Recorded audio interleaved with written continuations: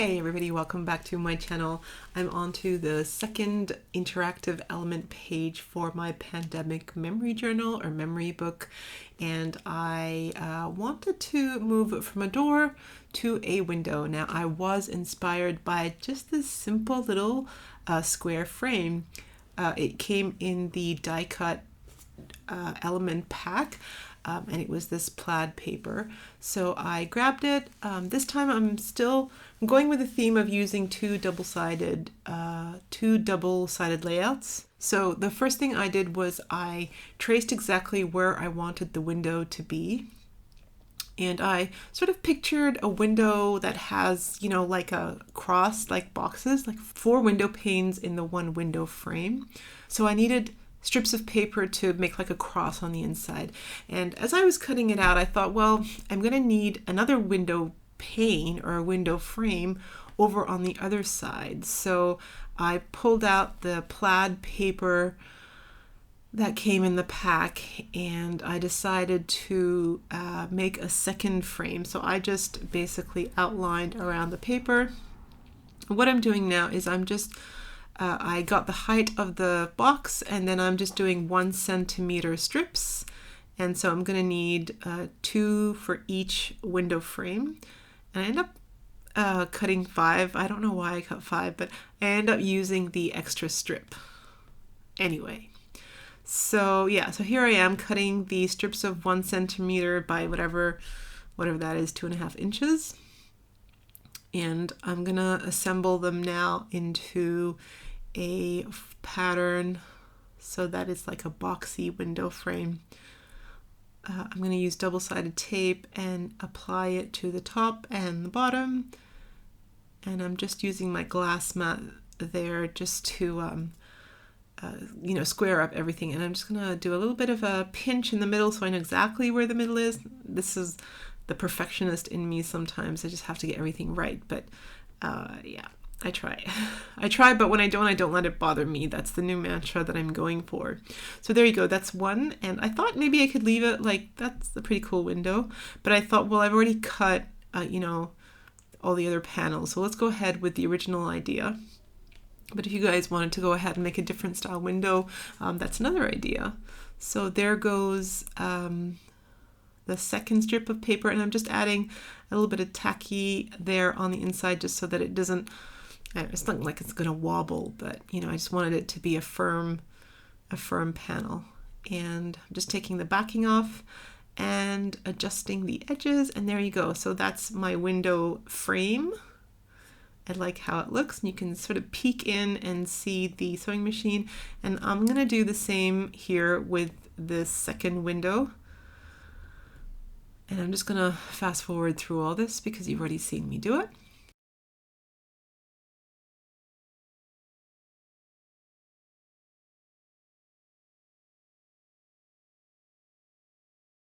Okay, so once I have both the panels done, I'm now going to go back to the first area where I traced the frame. I've got my cutting mat behind there, and I'm just going to cut out the entire inside of that frame. I'm going to pop out that extra bit there, and voila, it looks good. So I'm just going to use some double-sided sticky tape here. And I'm going to place that right over the window. That looks good. That's what it looks like. That's what it would have looked like if I didn't do the second frame. So that's why I went ahead and created that second window. And I'm just lining everything up, and I've created a window to the second double-sided double page layout and to the first double page layout. So from here, I'm going to grab the journaling card that has the sewing machine and the masks, and it says homemade face masks. And so this is going to be the theme of this second double spread. I'm going to document how I made homemade masks for our family. So I'm going to put that down with double-sided sticky tape, and I'm just making sure that you could kind of peek in the window and see what the people inside the house are making. So that's kind of what I was thinking.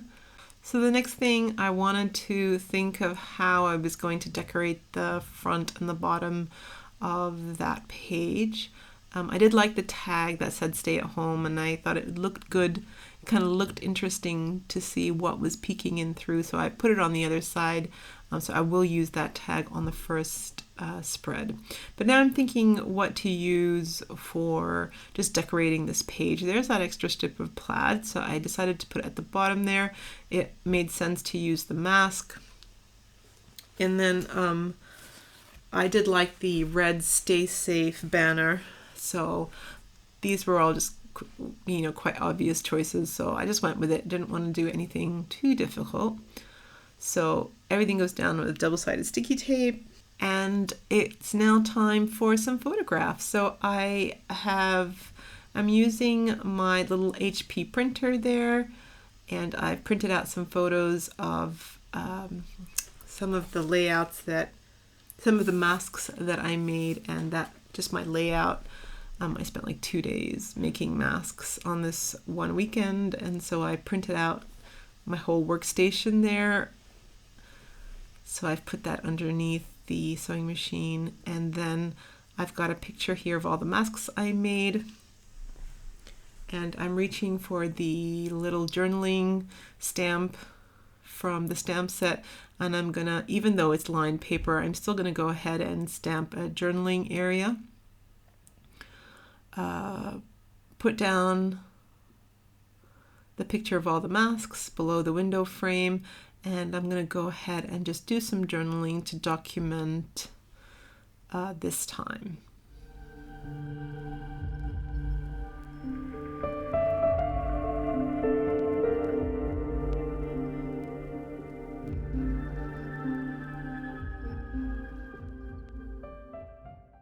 I decided to outline everything with my black pen just to make it stand out a bit from the background.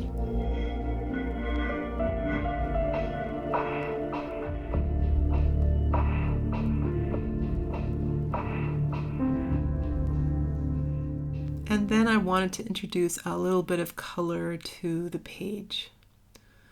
So I'm reaching for my stencils and my Dina Wakley paint.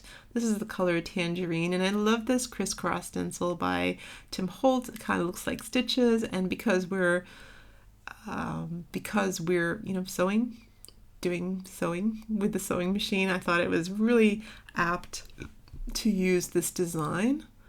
And I'm just extending the crisscross to the left and the right on the top there, and I'm using 3 areas just to kind of bring the color all around the page.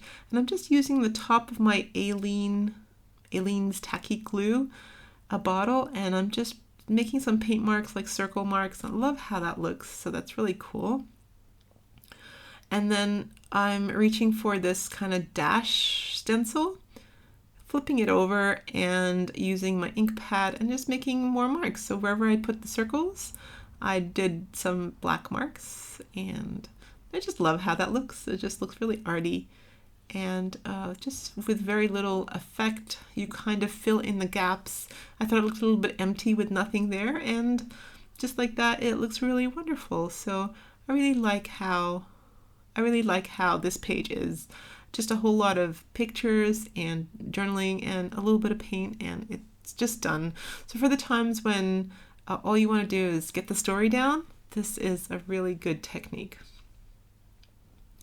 So that's the second double page spread done. Now time to go over to the first double spread page, and here we go. I'm just making sure that the stay at home tag can be seen from the window on the other side, and I've just taped down the top part. I wanted to do some journaling on that first page, but there wasn't going to be any room, so I decided to do it underneath that tag, and just to add a second kind of interactive element there. So I really like how that looks. I've got 2 pictures here of family wearing the masks that I made, and I'm just really simply peeling off the backing of the photos and sticking them on. Here's the inside part of the plaid paper that I cut out to make the frame, and so I thought I'd use it. I'm not gonna waste any of this precious paper, so I used it just at the bottom there as a layering underneath the tag. I love the color of the orange. One of the boys is wearing orange in the shirt, so it kind of ties in with that page. And I'm just going to do my journaling underneath there, talking about giving masks to my family and how they wore it when they were with their cousins. And I needed some kind of element there just to hold the tag from constantly flipping up, and the heart color didn't go, and I ended up just using that teal colored virus. Not that I really wanted it there for the virus, but I wanted it there as just a holder for that flippy tag. So it had to do, no worries. So now it's time, once again, I had a little bit of emptiness on the edge there, brought in a stencil from my stash and used some of the Dina Wakley Tangerine color paint. Love this stuff. It just dries like almost instantly. When you dab it off with a sponge and dab it onto a page, it's just heavy body, it dries. I really enjoy using it in such projects.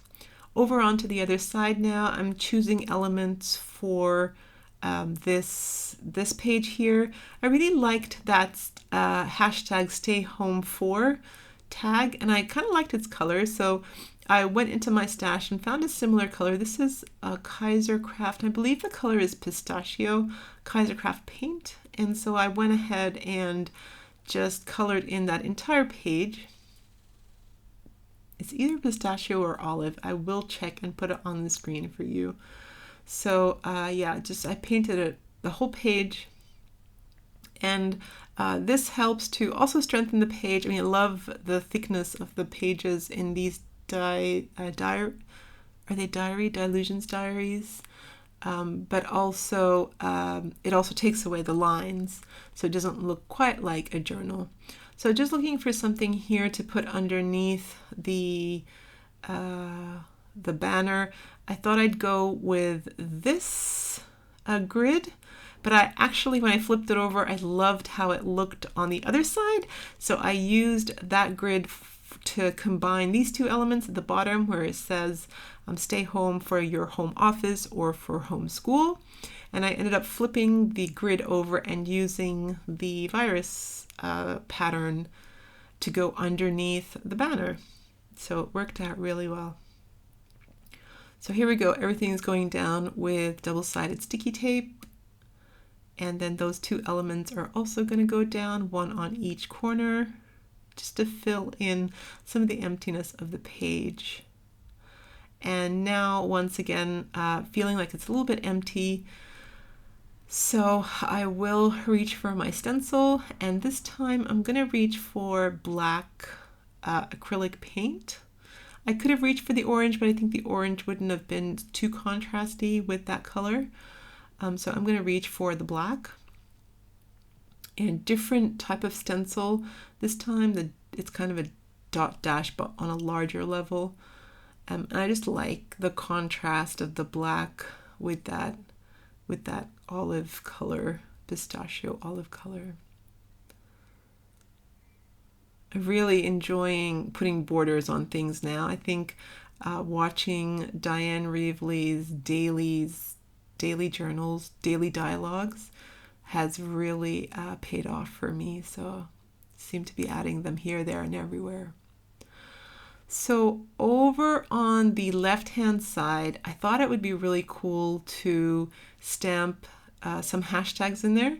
So I alternated the hashtag stay safe with the hashtag stay at home. So I thought that looked really cool.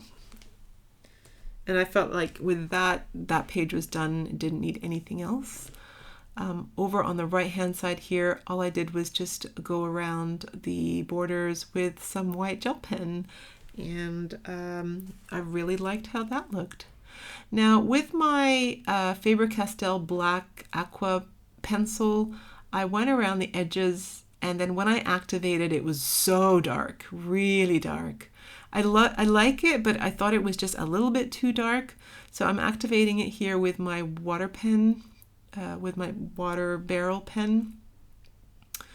brush, and so what I'm doing is I'm trying to spread and smudge the black a little bit, and I'm going to take it and then spread it just around this little cluster of elements at the bottom here. And I think it works so much better once it just dissolves the black a bit more, and it kind of fades into a nice gray, so like a shade, a shadow around the frame, not just such a dark black.